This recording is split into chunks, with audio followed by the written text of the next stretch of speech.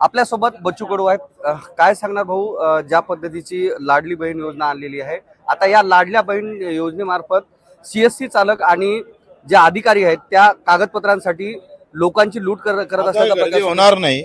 CM साहेबांनी निर्णय घेतला, 31 ऑगस्ट पर्यंत त्याची मुदत पण वाढवली आणि मला असं वाटतं की अधिक योजनेमध्ये बदल करून डायरेक्ट खात्यावर पैसे कसे नेता येईल असा पण प्रयत्न होईल. कागदपत्र काढण्यासाठी 800 ते गरज 1000 नाही, एवढी गर्दी करायची गरज नाही. लोकांनी आता थोडं आहिस्ते जावं, कारण त्याला अजून 2 महिने आहे. त्याच्यानं गावातल्या गावातच ते देण्याचं काम होईल. आपली आता थोड्या वेळापूर्वी राजू शेट्टी आणि आपली बंद दाराआड जवळपास एक तासभर चर्चा झाली. विधानसभेला अनुसरून काही गणित लागलेलं आहे का?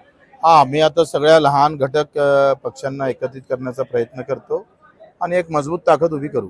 भाऊ, शेवटचा प्रश्न. आपल्या मुंबई शहरामध्ये बेस्टच्या अनेक बसेस आहेत. आज क्रिकेट संघाची मिरवणूक निघणार आहे. गुजरातची आहे, आपल्यापेक्षा गुजरातची बस चांगली आहे म्हणून त्याच्यात गेली. महाराष्ट्रात बेस्ट बस का नाही नको?